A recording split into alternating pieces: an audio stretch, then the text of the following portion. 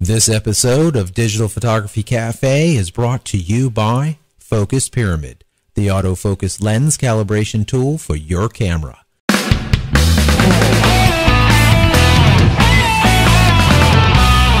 Welcome to the Digital Photography Cafe. I'm Trevor Current, your digital marketing guy.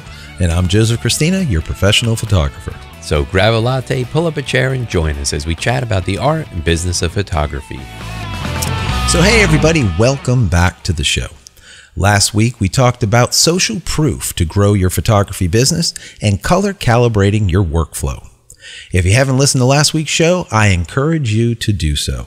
You can find it on our website, digitalphotographycafe.com, in iTunes, listen with the popular Stitcher and TuneIn radio apps, and now watch on your HD TV through TiVo. So Joe, we are back, episode 76. How you doing, my friend? All right. Not too bad. A little bit jacked up, a little sinus thing going on, but that's all right. It's that time of the year. Me too. I know. You kind of sound kind of funny too. Yeah, a little nasally. Yep. The start of a cold. You know, we've got this house project going on here and this renovation, and last week was the old spackle sanding. Oh, wow. And, you know, that's a mess. Yeah, it's a mess, and they tape off the area to try and prevent it from coming in the rest of the house, but it gets in, and I think that's what happened. I think I inhaled some of that stuff, and it just, you know, screwed my head up. So yeah, for me this weekend was I was down Key West in the absolute furthest, most southern house in the United States. Nice. For a wedding with Fabiola, with my wife. So that was a lot of fun. It was kind of cool. I was able to kind of hang out there for a few days. It was kind of nice. And, Key West is great. I love Key West. I've been down there a bunch of times. It's a lot of fun. Yeah, just wander Duval and, you know, go to Margaritaville. Go to Margaritaville, yeah. Jimmy Buffett land.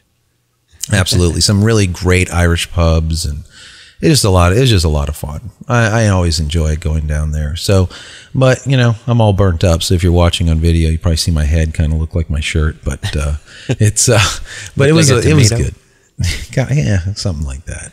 So yeah, some from a sinus thing to a redhead. I don't know. I'm just a mess, but anyways, I understand that we have a kind of an interesting listener question. Or a listener email, I should say, for this week that came through. That was very nice. Yeah, we got a really nice message, and we're just gonna kind of read through it, and just thought we'd share it with you guys. It is really nice. We love getting this type of stuff. Right. So the letter starts out. It says, "My name is Lisa, and I am the founder of the CWPnetwork.com. It's the Canadian Women Photographers Network." Nice. She says, "I run a site designed to help photographers learn both the creative and business side of photography. I am always on the lookout for outstanding resources to pass on to my readers. I came across your podcast and I'm so happy that I did. I managed to listen to the last 4 episodes. A few things that really appealed to me. You focus on both the business and technical side of photography. Although you do discuss gear, you do not center the entire episode around it. I really like having the video option, and you both present yourselves as extremely approachable, which is very important if you want to reach a broad audience within this niche market." Cool. So she says, "I also wanted to let you know I featured your podcast on my site, and I'm hoping to do a more formal review of the podcast when time allows. Wow. Keep up the great work, guys." Yeah. See, if my head wasn't so red, you would see that I'm blushing. Yeah, I know. That's good stuff. Yeah. No, that's great. That's great. That's why we do this stuff. You know, we get these, you know, all the time. Every once in a while we have to share one because it's so nice. And I mean, we can't thank you enough. Our listenership and our viewership has went up tenfold in very few months. It's been absolutely amazing, and just thank you guys so much. And you know, besides that, you're listening, you're communicating back and forth with questions and things, you know, messages like this, and you know, sharing us with we've had a matter of fact a teacher sharing, you know, our podcast as well as the video side of it with their, you know, with his students, and just a lot of cool stuff. It's just really great. No, it's really great. You know, you and I sit here and we chat with each other every week and stuff. And, you know, we have this great conversation with each other. And, you know, sometimes you kind of wonder, like, who's listening? Is anybody really listening? Does anybody really care? Right. Yeah, I mean, and we see the numbers that certainly show that people are listening and stuff. But when we get these emails, these comments and stuff, it kind of shows that you actually care too. Which is fantastic. It makes it more pleasurable for us to do this. Yeah, and all of a sudden you get, you know, a face or a message to the numbers. You know what I mean? Yeah. So numbers really don't mean anything until you actually get someone that says something. So yeah, it's really great. Thank you so much. But anyways, let's get into some news here at the beginning of the show. There's a lot of interesting stuff going on this week. One of them was Google launching an 11.6 ARM-based Chromebook. And, you know, the Chromebooks from the past were kind of lackluster. I don't think they did that well. Right. But this new one, you know, sitting at a nice low rate of $249, ultra thin, 6.5 on the battery life, which is good. I mean, I like that. That's nice. And, you know, 1080p. Yeah, it'll play back 1080p video. So that means the processor is powerful enough to be able to play that video, which is great. Yeah, this really interests me. I mean, this is definitely not a production machine. This is not something you're going to, you know, run Lightroom on or Aperture or Photoshop or anything for that matter.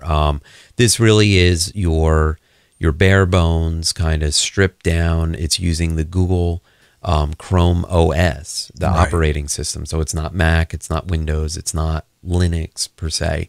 So it's kind of its own thing that Google developed. What I like about it, though, is, you know, the Google Chrome browser is pretty decent. I like it. I use it. It's simplistic, you know, but yet it's got extensions that you can add to it.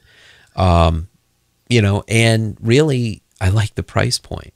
Yeah. You know, this is really a good price. I mean, I'm thinking about it like, you know, this is a great laptop alternative for my kids who are young, who right now are using, you know, getting some time on the MacBook Pro, and it's kind of like, it's like, don't spill your juice on that. Yeah, the know? Juice pack that just launches off. You know, they're saying it's under an inch thick. It's like 2.5 pounds, so it's extremely lightweight, right? And it boots in like 10 seconds. Now, you know, for me, if, like you said with the kids, as long as it can, you know, do Flash, which a lot of these kids, you know, sites are, they want to do Flash and Java and all kinds of, as long as it does that, I mean, this thing is golden. This would be perfect for like the first computer, or maybe like a grandma that just needs to check mail and maybe get onto Facebook or something like that. I mean, this is perfect. It's almost just, you know, it's one of these things that is disposable. I mean, at it really kind of is. I mean, even your low end PC based laptops are like $400 or $500. You know, so I mean, this is a nice alternative. This is like less than the price of an iPod, right? The entry level iPod, I think, is $299. Absolutely, very. I'm thinking about a pair of these for Christmas. I know. You're gonna get two? Yeah, I think I'm gonna get two. Yeah, you could put like different stickers on them or something. One pink, one kid, blue, one for the other kid. They can lay off the MacBook Pro. And you don't have to worry about the juice pack. And no, I think it's pretty cool. I mean, I like it. I mean, for a photographer, well, you know, can you use it? I don't know. Probably, you know, maybe not so much. I mean, you could probably show a client email thing. But. Yeah, I mean, you could show a client your work. Maybe your work's in the cloud, and that's what Google does, and that's what they do well. This is basically a cloud-based machine. I mean, you know, you're going to be able to. I mean, you're in the Google universe, so you can go in there and from Google. Right? You could go ahead and create, let's say, a document. You could create a presentation, a spreadsheet, some type of form. You could do drawings, all kinds of other stuff just in, like, for example, Google Drive, just alone. So there's a lot of stuff that you can do while you're out and about. And what's nice is as soon as you get back, it's sitting there in Google World. You know what I mean? You just log right in and there it is waiting for you. So there's a lot, I think there's a lot of like productive type of work you can do with this. But, you know, obviously not, like you're saying, you know, you're not going to run Lightroom or Aperture or Photoshop on this. But for all the rest of the little things, I mean, for $249, it's lightweight, great battery life. Stick it in. I wonder how it does on videos. That'd be kind of an interesting the battery thing. life on video. Yeah, I'm curious about that as well. And it's fanless, so that means it's got to have SSD in it. And I'm thinking, I want to say it said it only had like about 16 gigs in it or whatever, so it probably just barely has enough for the operating system. But I read that it did have like a USB 3. Well, I mean, if you have a USB 3, you could basically put any very, very cheap, let's say even a 320 gig hard drive on it for next to nothing. Yeah. So it definitely has some use, I think. Sure, I think so. So, there was something that kind of I saw that came down the grapevine that was kind of dear to heart. And it was kind of it's kind of sad because I come from working at an ad agency, doing paste up and layout, doing cover work back in the day, and the magazines are just going bye by the droves. And the latest one that we hear is biting the dust is Newsweek. And I was thinking about it, I'm like, Newsweek? I know, right? I mean, it's an iconic magazine. It's been around forever. I mean, I remember using Newsweek for these weekly history reports that we had to do in high school. Yeah, they've been around forever. And I get the thing, and it was great for keeping up with the current events. I mean, that's before the internet. I mean, the only way you kept up with current events is the nightly news or these weekly or newspapers or whatever. And I really liked Newsweek. And now, now it's going by the wayside. It's going digital, right? Yeah, it's a bellwether. It's been around for people look at Newsweek all the time. They look up at it like, what a great magazine. Sure. And print is going all digital. I think it's December 31st. So figure the first of the year, it's history. No more print. Right. And, I don't know. I have a hard time with this. When Kodak keeps, ripping film, out of their line and then print just goes away. I mean, I don't know. Maybe I'm getting old, but I like to be able to sometimes just, especially like you go on a plane. Yeah, it's great to have your iPad and, or Kindle Fire HD or your laptop or whatever it is. But it's kind of nice to have a magazine. Just open it up and look through it. That's why everybody looks through those Sky Mall magazines when they fly. Exactly. I'm usually when I go, the first thing that I do when I get to the airport is get a cup of coffee and a magazine. Yeah. Because I just like to just flip those pages. And a lot of times, which is completely opposite to what people do online, I'm looking in those magazines for the damn ads. I actually like the ads. I like to see what are people, selling? What's the latest trinket? What's the latest gadget? It might be something I could use for my business or, as an add-on or addition that make my life less miserable when I'm shooting, Sure. So, I don't know. This really changes the photography world too, because these editorial photographers who are shooting, for these magazines and newspapers and stuff, and all these things that are going digital now, right. Your final output has changed. Now your final output needs to be calibrated for RGB, for monitors, for TVs, for iPads, iPhones. No longer are you color correcting for print, for, cyan, magenta, yellow, and black. The resolution of the images needs to be much lower. You no longer need that 350, 375 DPI for print. Now you can work with a 72 pixel image, and however big they want it. If they want to make it clickable so it can pop it open bigger or whatever, but it's not going to be that big. It's not going to be as big as print size. Exactly. At this point, once everything does go digital, now, when would we need these huge, Hassi, 60 megabyte images? When are we going to use these? I mean, maybe for doing what? Maybe, huge prints in a gallery or something. I mean, billboard, you don't need. Well, I think what you're going to find is the high-end monthly magazines will probably stay around for at least a while longer. I think you're going to find these weekly magazines where the production costs are so high to produce them on a weekly basis because they have the editorial staff, they have, the photography staff, everybody out there, all the editors and stuff that are, you know, really working hard. And then they have the expense of the printing every single week. So I think you're going to find that, you know, the higher end magazines, the design magazines, the Vogue, the Cosmos, you know, I mean, things like those, the higher end rags. I mean, those are probably going to be around for a while. And, you know, in the fashion world, the higher resolution cameras are probably still going to be relevant for that work. Again, like we talked in the past, I mean, you know, we always talk about get it right in the camera and what have you, but an art director's eye may be different than the photographer's eye.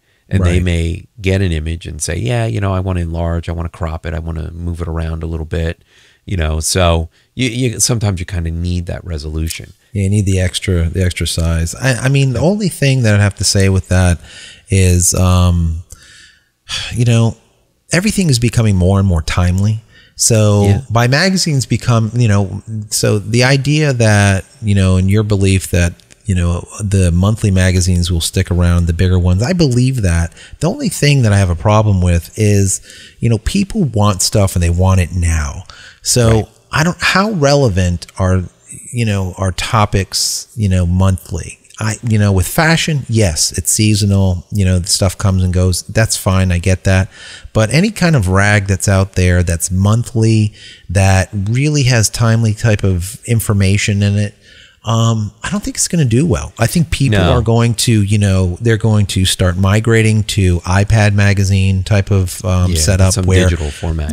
Where they don't even have to, you know, where it's a push type of setup. So, you know, you get the magazine, and as new things come about, it's pushed right into the magazine. So every time you open it, it's current at all times. I think that's where we're going to go with magazines. And that, you know, and as far as photographers, I think we're going to have to start producing more images than what we used to do. You know, you put out a spread of 20, like let's say in Vogue for, let's say, a specific fashion designer, you know, now you might need 100 because you need 20, let's say every week. And now you need it for a month's time or whatever, you know?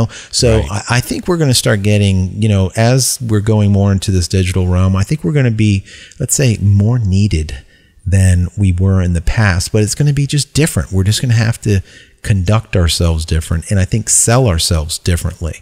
So I don't know. We'll see. We'll see what happens. But bottom line, another great magazine is biting the dust as of the 1st, you know? Yeah. It's kind of sad. But anyways, before we go any further, let's go ahead and take a quick break and hear from one of our sponsors. Are you frustrated with slightly out of focus images when you know your autofocus spot was dead on? It's simply not your fault. From manufacturer to manufacturer, and even lens copy to lens copy, there are slight variances to the exact spot where light is being focused onto the sensor. Finally, there's a product that allows you to compensate for those variances and make sharper images immediately. Focus Pyramid, the autofocus lens calibration tool, is an absolute must for every photographer. If you want to make the sharpest images possible, then you need to take control over your camera's focusing system. With the Focus Pyramid, you can calibrate all of your lenses on your lunch break. The Focus Pyramid makes lens calibration quick and easy at an affordable price. So give your lenses a new lease on life and take your photography to the next level. Head over to focuspyramid.com/DPC and get an additional 10% off just for being a show listener. So one of the other news items that we saw come down the pipe this week was GoPro came out with a brand new camera. And what's really interesting about it, it is 4K. Can you imagine that? Yeah, that's quite interesting, especially in one of these small little format bodies here that they're actually shooting 4K now. Right. So it's the GoPro Hero 3 is what it's called. Right. Yeah, it's pretty cool. I mean, you know, you hear 4K and, you know, maybe like, all right, what is 4K? It's basically 4,000 pixels in width for video. Right. So we currently really don't have consumer level stuff that you can watch 4K on. Right. But it's coming for sure. The higher resolution TVs are certainly going to be coming. You can get projectors that have higher resolution than your standard 1080p HDTV does. Right. Really, where you see these type of resolutions is in the movie theaters, in the digital movie theaters. So, having these little cameras, I mean, you're not going to be producing Hollywood features with this stuff to be played in these movie theaters, but it's great for doing B-roll stuff. Yeah, I can see it for B-roll, C-roll.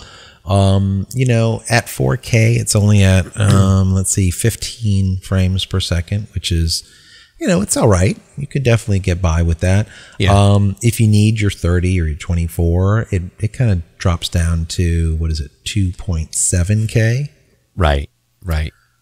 Yeah, so you still have a little bit more resolution above standard HD, so it does give you the ability to, crop and zoom in on it a little bit and, play with it a little bit, which is great, which is great. Again, I mean, you see a lot of these things used mounted to cars. Exactly. And, for sports and things like that. So, they're pretty cool. They're really a neat little camera. Yeah. I think that's the key too. What you're saying there is, that cropping in, when you have all that extra real estate, you can really get in there pretty tight without starting to get, digitally pixelated. So, just like we always say, when you shoot images, you shoot extremely big. Later on, if you want to crop in, you have the, you have the data to do so. So this is really cool, So anyways, getting down into some specs. So this latest model, it has Wi-Fi, which is great. That means you have a remote control that you can use on it, which is Wi-Fi. That's really cool. It has a smaller battery. It's using the micro SD instead of the full-size SD. That's another reason why it can get smaller. Because that full-size SD is so huge. That is so huge. That's monstrous, But it's probably the unit inside. But I'd be afraid to use those micro SDs, man. Those things are tiny. Those are the things that you stick in the side of cell phones and stuff. Yeah, and you lose it, I'm sure, very, very easily. So, I mean, that's good. The one thing that really stands out besides the 4K is the price. You're looking at $399. Yep. That is cheap. Now, remember, whenever we shoot these cameras, you don't really care too much about the audio. Even if the audio is just, god-awful, that's good enough to be able to sync with. Sure. If you want to shoot one of these things, you're going to shoot it with, having some type of digital recorder external to the unit. So maybe you're going to get a Zoom or whatever and do it that way. So as long as it brings in some audio, it's great. So for me, I think it's cool. $399. It's coming out in November. It will shoot 4K. I could come up with a ton of uses. Oh yeah. And I'll give you a couple that I've heard people using these for in weddings, and they're so lightweight. It's so just condensed and small, and it runs on a battery. You don't have to have anything external.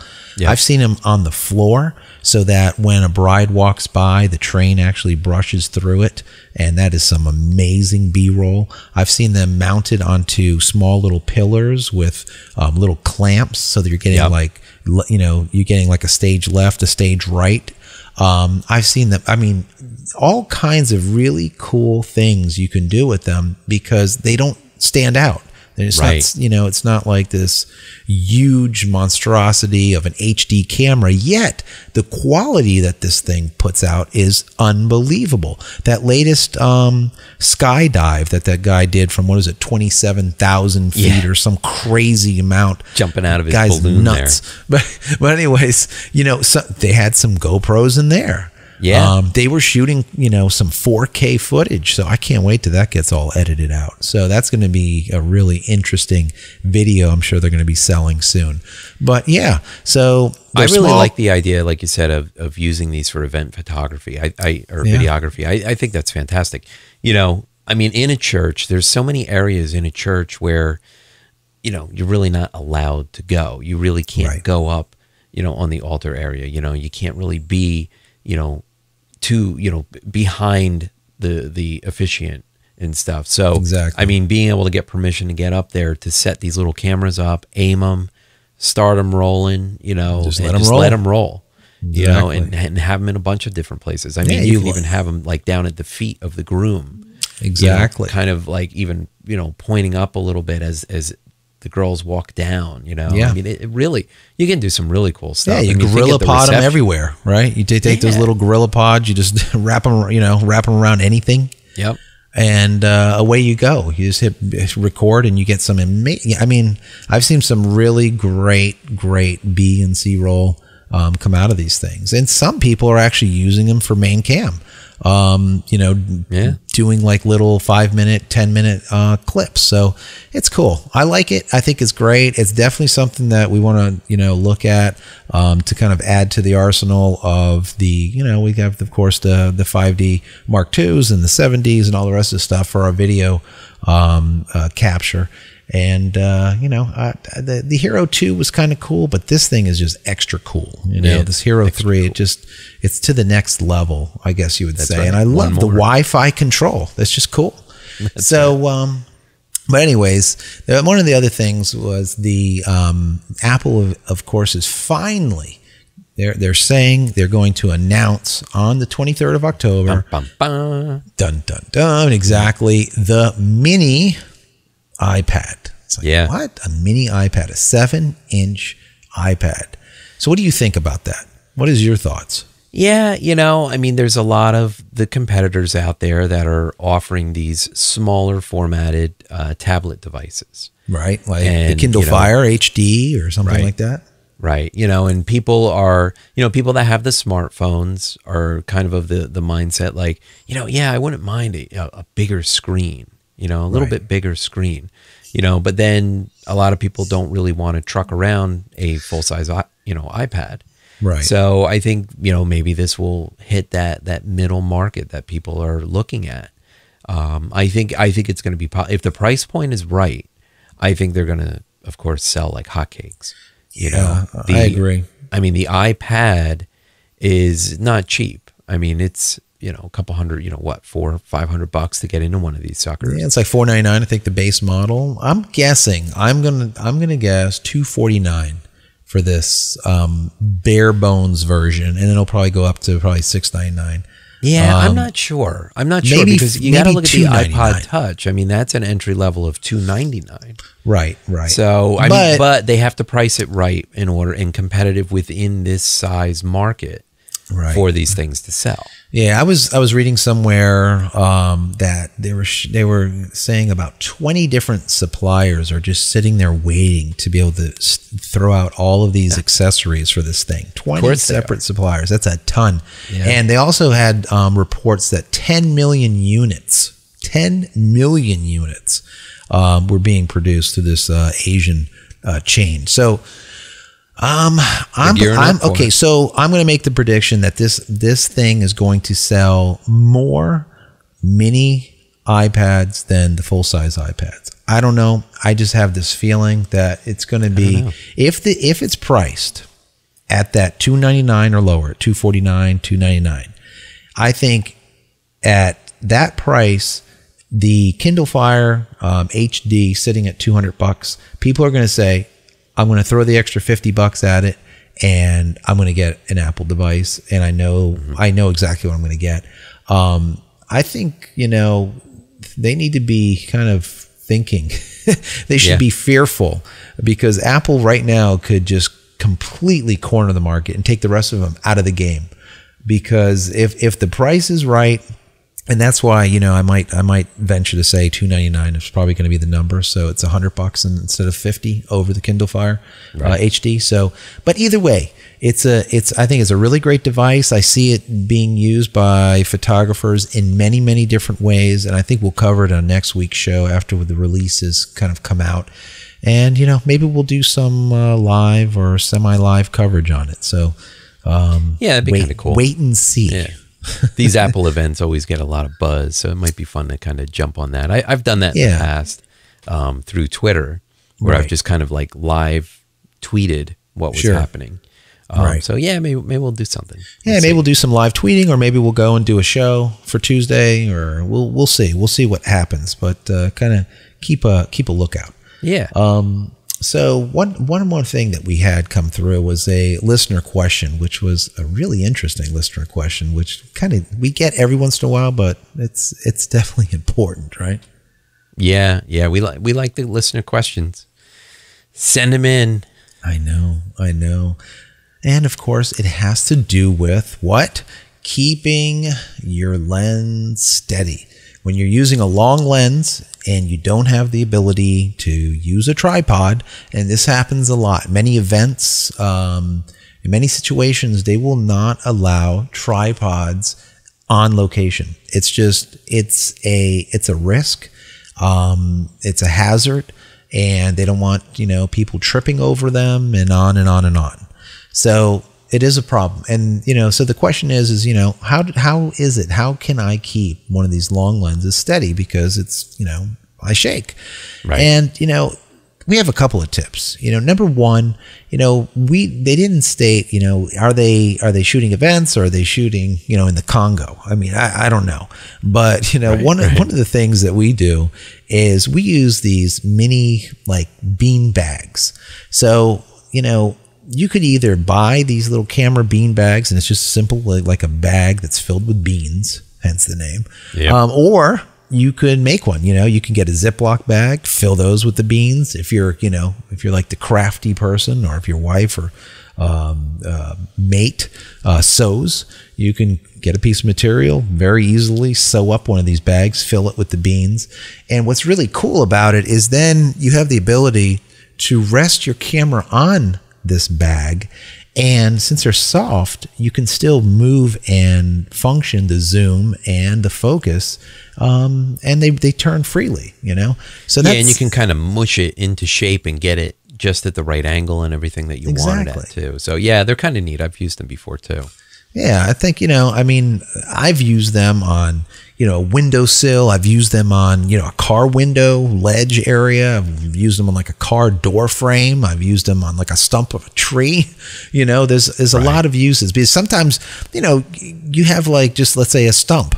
Well, if you go and stick your long lens on top of the stump, now it's kind of hard to turn the focus ring. It's kind of hard to get in there. You might scratch it up. You put one of those bags down, boom, you drop the lens on it, and there you go. There you have it.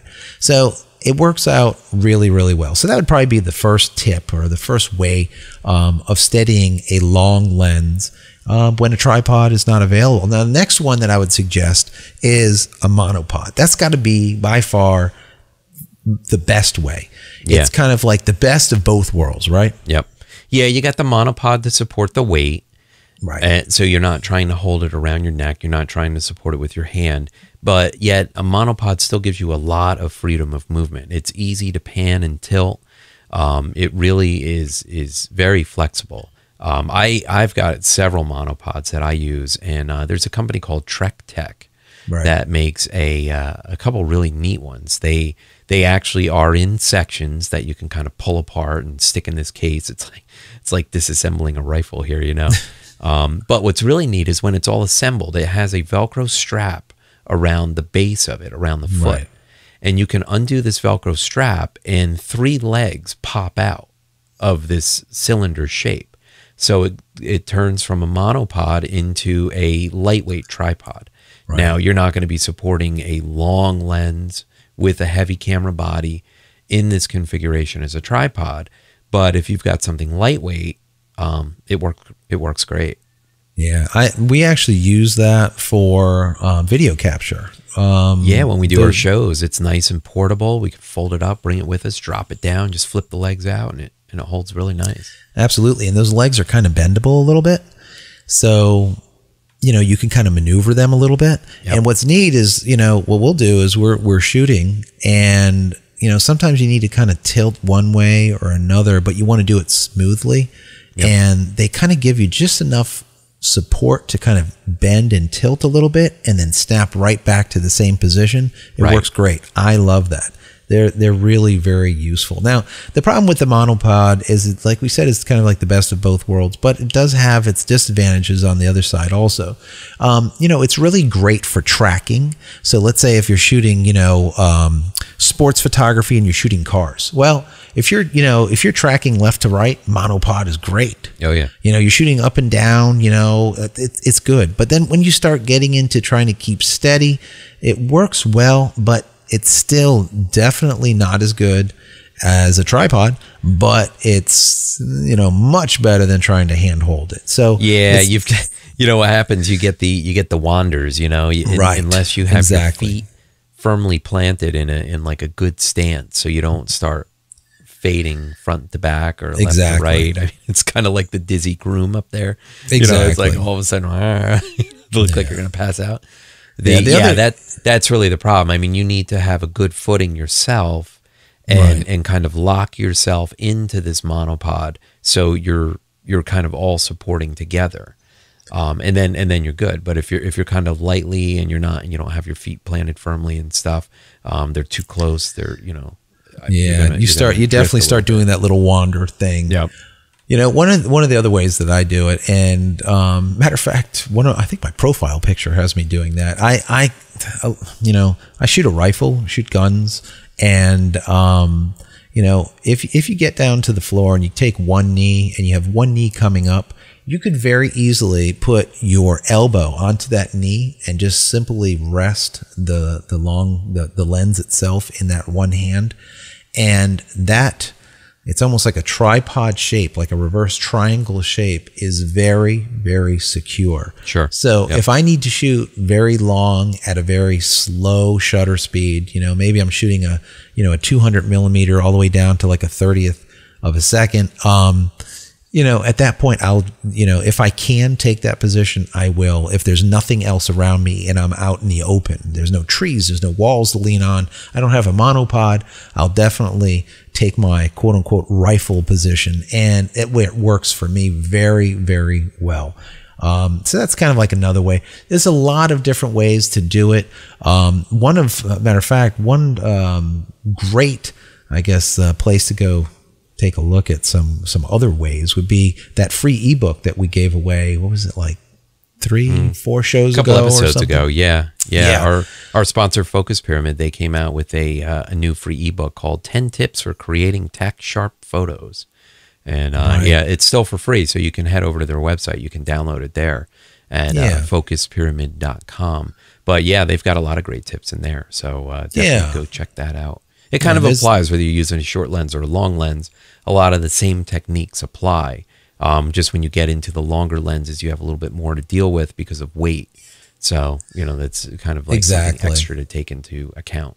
Absolutely. Absolutely. So yeah, go to focuspyramid.com, go take a look at it. I think it's on the right-hand side. There's like a little icon of a book. You just click on it. You can go ahead and download it. There's a lot of other things, like you said, in there. So anyways, I hope that helps out a little bit.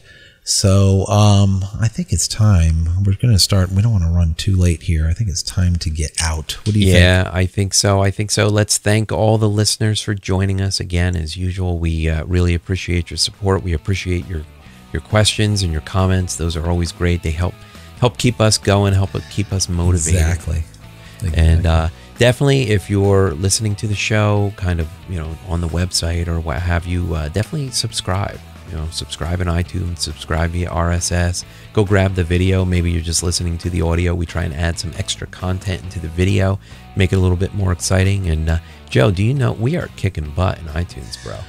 We are like number, I think, 7 for audio and 10 for video now for digital photography. I mean, that's crazy. Out of thousands. I mean, I noticed that every once in a while I'll take a look at our numbers. I hate to look at them because it's like, I don't know, they fluctuate and whatnot. But gee, I mean, it's like just, you know, crazy right now. It's just really great.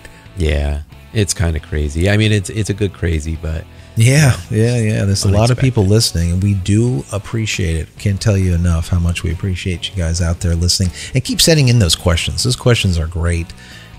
It's great to be able to, you know, kind of give you some tips here and there. And, you know, it doesn't matter if it's from the business side or if it's from the photography side of it. You know, as me being a professional photographer, you're in business, you know, just knee deep. So, you know, whatever the question is, feel free, send it in. And we try to get to them as soon as possible. Sometimes it takes a couple of shows before we can kind of answer them. But if at all possible, we'll answer it on the next show. Right. That's always the goal, but sometimes they get. So, Joe, if somebody wanted to send you that question, how would they send it to you? Well, for me, the easiest way, of course, if you can either go through the show, obviously, but if not, you could tweet me you can send me a quick little note through Twitter at Joseph Christina, and that would be Christina without an H. Yes, and you can reach me on Twitter at Trevor Current. Excellent. Awesome. Excellent. Well, anyways, Trev, listen, that is show 76 in the can. Great show as always. If you guys have any questions or topics you'd like discussed on next week's show, send us a message through our website, digitalphotographycafe.com, or you can connect with us once again, where? On Twitter. That's at DPhotoCafe. If you're listening on the go, fear not. Everything that we discussed in this week's show can easily be found in our show notes at our website. Once again, keep your questions and comments coming, and we'll talk to you next week.